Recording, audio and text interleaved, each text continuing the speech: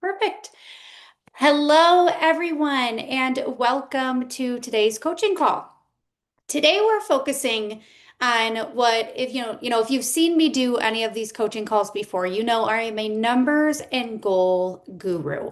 I think that truly practices who do not get really granular with their KPIs, with their numbers, with their goals, are truly flying blind in their practice. So, today we're really focusing on what I truly feel like is the necessary proactive actions that are going to determine what the trajectory of your business is this year because you guys, Q1 is around the corner and Q1 is where it starts. It's going to set the pace for the year. And I really want to make this very clear. Momentum doesn't it's not created in January. And I know you might be thinking that sounds opposite of what you just said. Momentum is not created in January. It is executed in January. Momentum is created in the preparation that you do now to prepare for a rock star Q1 and what all the way through Q4. So one thing is very true. As a consultant, I know this for a fact. The practices that outperform are not the ones that are essentially working harder or putting in more hours or staying late or burning the candle on both ends. The practices that outperform are the ones that enter the year with clarity, they enter the year with discipline, and more importantly, operational precision. Because we all can agree on this. We all want the same thing. We all ultimately want our practices to be as profitable as possible. Profit, you guys, and you hear me say this all the time, profit is engineered. It's not done by luck. You don't just have a great Black Friday, now all of a sudden you're profitable. Profit, consistent profitability, is engineered with clarity and intention. It's never accidental. The CEOs who are going to thrive in 2026, these CEOs are going to be the ones who understand your numbers. And I kind of alluded to this in the beginning, and I'm going to keep beating this dead horse, but you guys have got to understand your numbers well enough to build profit on purpose and not on accident. So let's kind of go over what those benchmarks should be. So this is what I'm going to call your profit architecture for 2026. These are going to be your benchmarks. So here are your anchor points. Let's call them that. So labor should be 30 to 45% all in. Your injectable COGS should be 22 to 28%. Your retail, let's say your retail margin should be 45 to 55%. Your marketing spend, what you put back into marketing, should be 6 to 10% of your revenue or higher, even bonus points if it's higher, huge bonus points if it's higher, but at minimum, 6 to 10% of your revenue. Your provider productivity. Let's talk a little bit about benchmarks with your providers and their KPIs that they should kind of be hitting around. And there's going to be many factors involved. Are they utilized enough? Do they have butts in seats? If they have nobody in there, they're not going to hit these numbers. But overall, their benchmark anchors are going to be like your injectors should be hitting anywhere from $700 an hour on the lower end to $1,000 an hour. And when I say that, a lot of people will ask me, well, my injector is doing 450, my injector is doing 500. That's an injector who's really, really busy at doing one-off commodities. That's an injector who is great at Botox. She might get awesome results, very little to no bruising. Her patients are super happy. She's got the retention. But that is what that signals to me is that is not an injector that is selling transformational treatment plans or comprehensive treatment plans. She's selling services as one-off commodities. People are coming in for lip filler, and she's not discussing full facial balancing. And if we address the lips, we need to then also, based on your profile, also address the chin or your cheeks to make sure that we don't give you that ducky appearance. So she may be doing a great job educating the patient of what they're coming in there for, but she's not selling transformation. She's not selling retention. She's not educating retention. She's not educating on these transformational treatment plans. So you'll hear me talk about that a lot. We don't want to in Q1 sell or educate on, one-off commodity services like just Botox or just filler or just a facial. So that is where I land on that number. So $700 to $1,000 an hour could be way higher than that as well. It doesn't cap at 1,000, but that kind of tells me that is an injector who is educating their patients on treatment plans.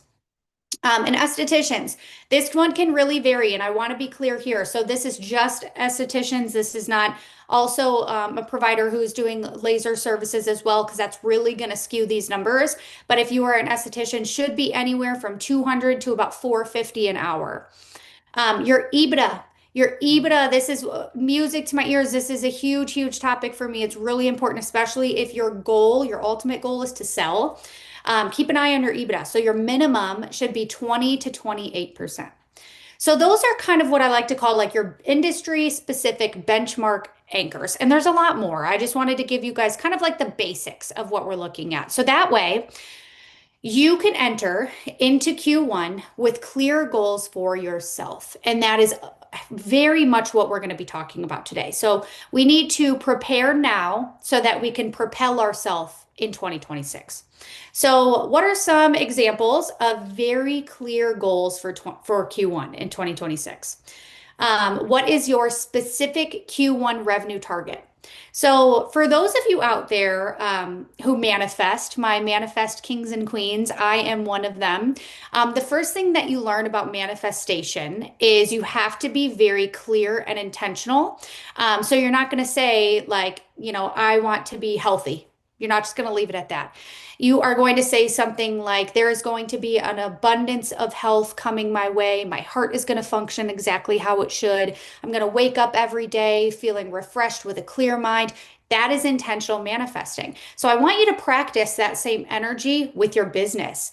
And a lot of people are surprised when I give them those examples, but really it ties in because you need to be clear. You need to be clear. That's all that I'm saying. So you can't just say, I want to hit $100,000, in the first month of Q1. Be more specific and clear than that. I want to hit, 90,000 in service revenue, and I want to hit 10,000 in retail revenue. And I want to have my retention rate go up by 80%, and I want to have my rebooking rate at minimum be 85%. That is a very clear and intentional Q1 goal for you that's based around revenue or KPIs. Another good example would be, what are your expense ceilings? Where do you want to cap yourself at? Where are you giving yourself limits this year? And if you are doing your due diligence, and if you know your numbers, and you're doing financial health checks for yourself, and you're reviewing your P&L every month, you should know kind of where you have a tendency of overspending. When I do financial health checks for my clients here at Diamond in consulting, I can tell when all of a sudden maybe you went on vacation and your injector got liberty to place some orders that month because things are not in their usual pattern.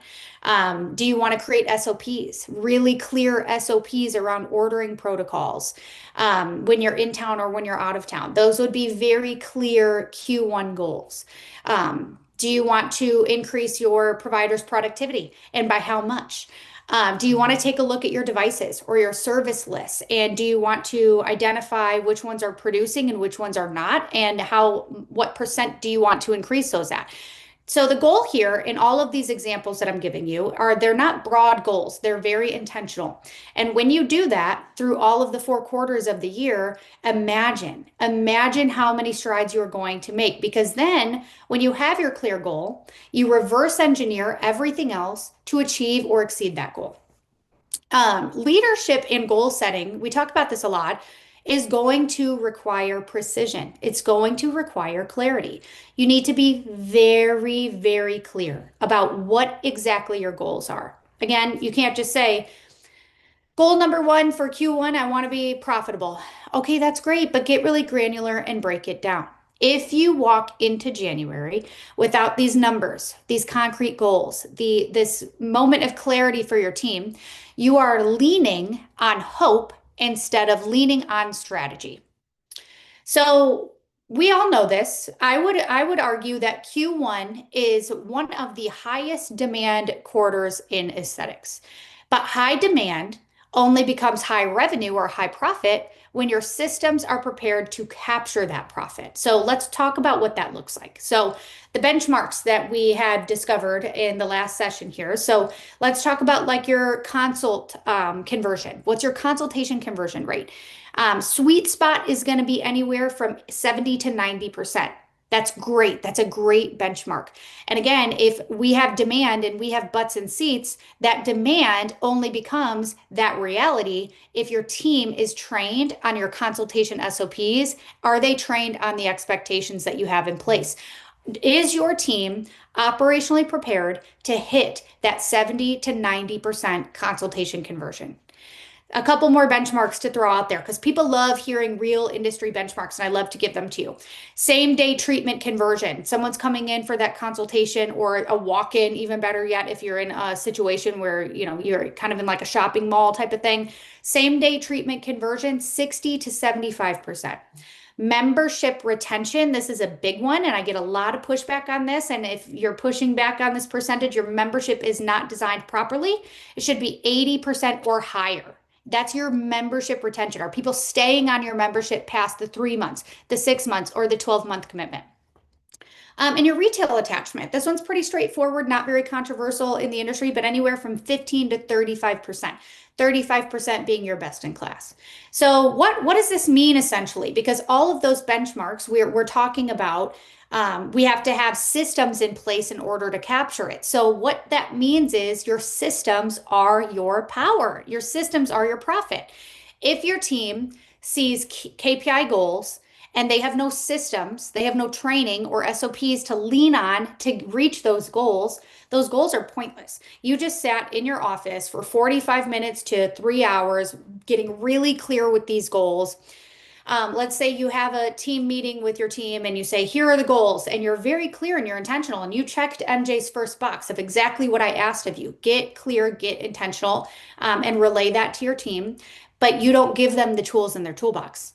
They are going to leave that meeting understanding the expectations of what you're trying to hit, but they're not going to have the tools in their toolbox to get there. So, you guys, your systems are your power and your systems are your profit. So you have to lead them and you have to train them to get there. So that could look like a couple of different things. Your scheduling. Your scheduling must be optimized for to reach that type of utilization that you're firing towards. Follow-ups, the beauty and the fortune is in the follow-up. If you're a client of mine, you'll hear me say that all the time. The fortune is in the follow-up. That has to be executed within 24 hours, no exceptions. It is such a pet peeve of mine when my clients are like, I have no one to call. I have no one to put up an automation, throw up an automation so that they get some type of touch point of how are you doing? It should be a personalized phone call, and you should have the capacity for a front desk, for a medical assistant, for your manager, for the provider themselves, somebody to touch base with a client that got, whether it's an invasive or a non-invasive service done within 24 hours. The fortune is in the follow-up. Availability. Your availability has got to match demand surges. So remember, Q1, we're going to get a surge of those new year, new me with peptides and all of the things. We are a target market for them right now. So we have to have the availability. If you have an injector, a laser tech, and an esthetician, and they're all firing at 95% utilization or even 80%, it is time to hire. It is time to hire. You don't have the availability that's going to match that demand, and they're going to go somewhere else. Another example, promotional planning that has got to protect your margins and not sacrifice it. You'll hear me say this a lot on my coaching calls. I'm moving away from discount culture. I'm moving away from training your customers or training your patients to wait for these discounts. We don't want them to wait for Black Friday. We don't want them to wait for Valentine's Day to get their lips done or wait for a monthly promotion that they're coming to expect. Your promotional planning, and we are fantastic here at Diamond with this, that it is very strategic. You do not want to create a culture of discount hoppers, or you have to protect your margins. And if you don't do your COGS analysis at least once a year and figure out where your margins have room to discount, or even worse, if you didn't do that before you put together your membership, you are sacrificing your ROI. You're sacrificing your margin. So promotional preparedness and planning has got to protect that margin and not sacrifice it. So I guess what I'm saying there is don't get so excited at the opportunity that Q1 has and the type of patience that it's going to give you that you throw a bunch of discounts in the air hoping that a couple of people grab them and they come in. Be strategic about it because they're there. The butts will come into the seats, I promise you. And membership campaigns, those have got to be structured and communicated before January. So if you're a practice where you're either revamping your membership or you are launching a new membership for the very first time, January is really the time to capitalize on membership conversions. So please don't wait until February or March to launch your memberships. You are delayed to the game. So we want to be operationally prepared and launch those and communicate and train your team. Make sure your team is trained before January. So ultimately, revenue in Q1 is going to be 100% determined by how disciplined you were in Q4. So right now. And I want to tell you a perfect example of, while we're on the theme of systems being your power and preparing your team and giving them training and SOPs, I want to tell you a perfect example of a conversation that I had yesterday around this time, actually, with a client. And we were going over a brand new team member. This is a newer client to me, so they haven't had MJ's Tough Love yet. We are going over a brand new team member and we were going over their performance. We were looking at November KPIs. And I just could tell that the manager and the owner's responses regarding this team member were very, very negative. And she had been there this is her second month there. They were saying things like, she's just not getting it. We sent in a secret shopper. Her consultations are so impersonal. She was not asking any discovery questions and, just going on and on. And I felt this very negative connotation or this negative response from them. And I asked them, has this provider been in aesthetics before? Is this her first role in aesthetics? And they said no. And I said, okay, well, how have we prepared her? Have we trained her? Has she done any formal consultation and sales trainings? And their answers really shocked me. They said no, they have not done any of that with her, and they expect her to know that. And if as a provider she does not know that, then she is quote unquote not a good provider. And you guys, I was shocked. If your team is ill-equipped, the first person that you need to look at is your leadership, your management, your owners. If your team is ill-equipped, and this doesn't mean incompetent in terms of like medical terminology or things that they should know as a provider. This is your expectations of what you want your brand's consultations to look like. Come to us at Consulting at Diamond Accelerator and get formal sales and consultation trainings. Give her the tools in her toolbox. Teach her how to reach these KPIs. Teach her how to reach these realistic expectations. And then send in a secret shopper. I'm all for a secret shopper, but it has to be executed properly. It can't just be to see how she does on her own. She's off the deep end with no floaties and no one taught her how to swim. You're going to expect her to drown. And I was really giving them that tough love. And their response to me again was just shocking. Like, if she doesn't know this just based on her intuition, she's a bad provider. That's not true. So I challenged their mindset, and we're going to do one-on-one trainings with her because now I have a personal vendetta. I know that she can do this. She just needs the tools in her toolbox. So that story really leads me to kind of the point that I'm trying to hit here is your operational preparedness, your systems, your SOPs in Q1. Are they tight, and is your team aligned? Are they aligned with each other? Are they aligned with the SOPs? Are they aligned with the trainings that you've given them? And are they aligned with you and your expectations? Because team alignment is a non-negotiable. When I train on anything, but we'll just use memberships, for example, if your team is not using similar verbiage and they're explaining a 3-tier or a 2-tier membership completely opposite of each other, your patients are going to get like extremely fatigued. They're going to hear one explanation of it this way. They're going to go in the back and hear it a completely different way. They don't need to be reading from a script, but their verbiage needs to be aligned in a way where, it's cohesive. There's some continuity there. So your team alignment is a non-negotiable when it comes to sales, when it comes to operational preparedness, when it comes to anything. And a business, I promise you this, a practice can only scale to the level of clarity when it's built inside of its culture. So when clarity is built inside the culture and we have clear systems, clear goals, clear SOPs, then you will be successful. So here's what I want from you. I want every single team member to come into Q1 with a defined revenue target. And remember, it's not just revenue. It's not just I'm going to hit X, Y, and Z. It's I'm going to hit X, Y, and Z in retail, X, Y, Z in total revenue and service revenue. Get granular. So I want you guys to come together and I want every team member to walk into Q1 with a defined revenue target of some type, clearly set, clean expectations, a structured role on how to get there, maybe a maybe a mid-quarter temp check that's on the schedule for your manager to touch base with them. How are things going? And maybe your ownership could have a bonus structure goal that is tied to your EBITDA. So not chaos producing value. So let's get really clear. I want every team member from ownership to providers to front desk to managers to walk into Q1 with a goal. Get your team invested. Get your team invested in the practice and in its growth. So let's kind of talk about what some benchmarks and again, some industry specific benchmarks that we can tie this to. So if you're a provider and your rebooking rate, let's say right now is floating on the lower side, let's say it's floating at like 30, 40%.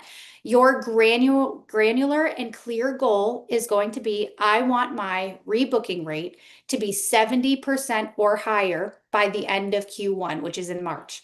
Maybe your front desk goals could be, or goal, into Q1 could be, I want my conversion rate and my speed to lead to increase. So she's given us two. I want my conversion rate to be over, let's say 85%. So that's best in class. That's really, really good. And I want my speed to lead on average, because remember, we've got tools where we can pull this information, whether it's Podium or Zenoti or whatever type of platform you're utilizing. I want my speed to lead to be in a minute or less, 60 seconds on average or less. Maybe as a practice owner or a manager, if you're in control of things like this, I want my providers' utilization. Right now, on average, all of my providers' utilization, let's just say, is about like 40%. They're on the lower end. They've got some room to grow, that they're kind of sitting around here and there.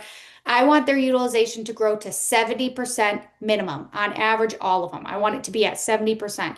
And now, to get even more clear and to get even more granular, you're going to say out loud how you guys are going to get there. So if you're owners or if you're managers and you want that utilization goal to get to 70%, you're going to say, I'm going to increase my marketing spend to get butts in seats. I'm going to have my team do B2B outreach. We're going to do grassroots marketing. We're going to do an event. We're going to revamp our referral program.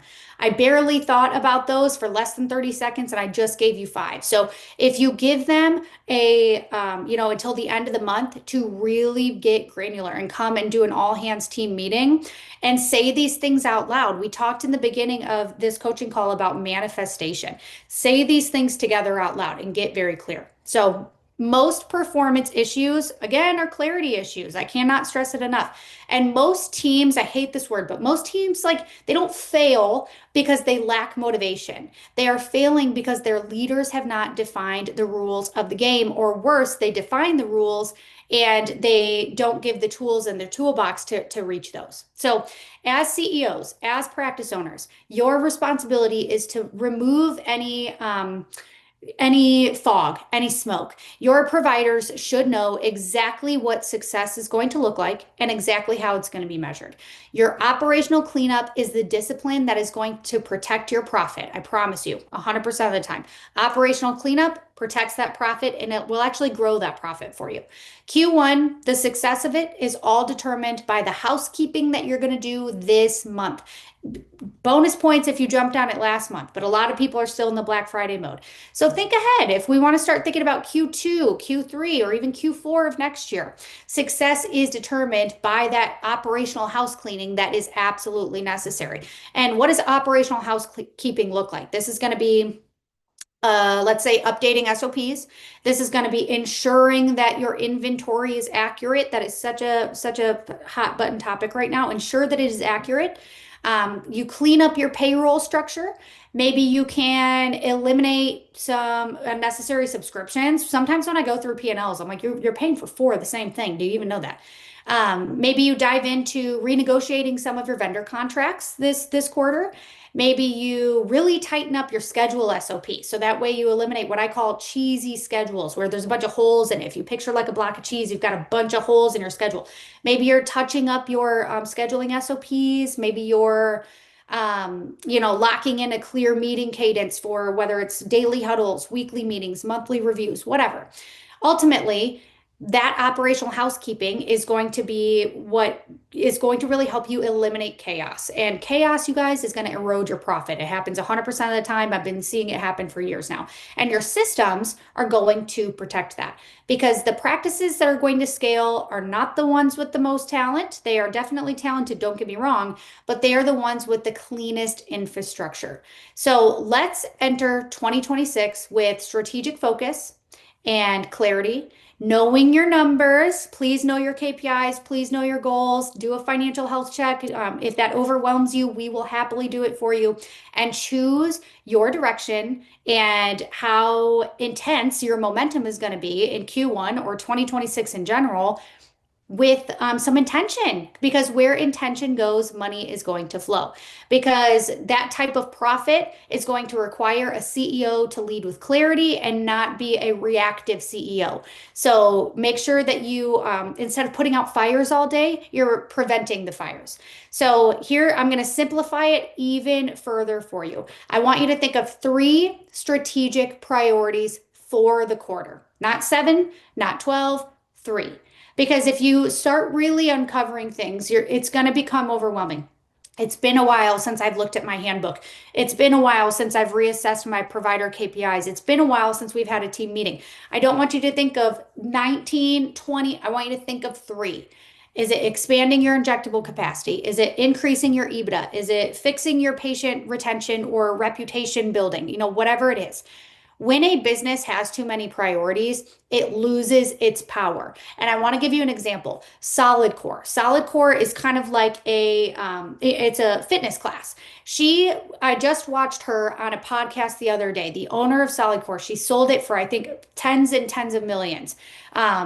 Huge, huge sell at the end. And she knew when she started Solid Core that her goal was to sell. She had a priority and she stuck to it because everything in your organization, hiring, spending, marketing, training, decision making, must support those priorities. And she said in the podcast, I knew my end goal. So every single decision that I made, I thought to myself, does it align with my exit? Does it align with my exit? Does it align with my exit? And if the answer was ever no, she didn't do it. Even if her gut or something told her that she should, if it didn't align with her priority, which was that large exit at the end, she did not do it. So know what your priorities are.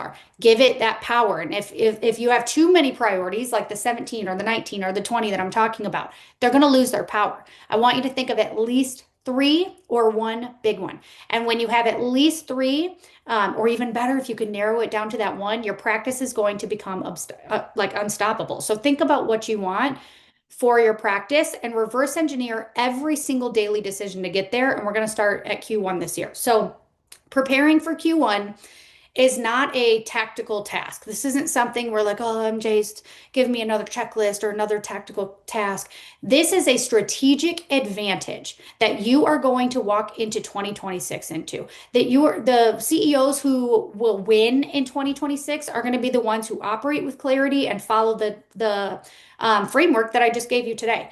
Measure what matters, eliminate what doesn't, get very clear on your goals, and execute what fundamentally supports that goal. So success is not going to be created in the year ahead in 2027, or I'll get there in 2028. It is built in Q4, the month prior to Q1, because I want you to remember these three things. Number one, success is ultimately in your systems. Systems is going to protect your success.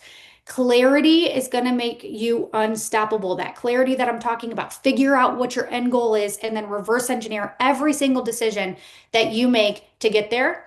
And if you can measure it, you can grow it. So if you are not measuring it, if you don't know your numbers, you're flying blind and you cannot grow it. So let's build a powerful Q1, an extraordinary 2026, and let's get very, very clear with our goals. Let's get intentional. And let's dive into it, you guys. Pick three things, or even better yet, just one. Get very intentional with what you want. I'm going to say hi here to our Instagram viewers. We have a lot of Instagram viewers today. That's amazing. I'm so happy to see you all. Hi, Mercedes. Hi, Lily, Colleen. We have a ton. Welcome, you guys. And this is perfect timing. We are wrapping here today. If you guys have any questions, please, please don't hesitate to reach out. We would be more than happy to help you. So get your team together and let's start Q1 off with a bang. Thank you. Have a good one.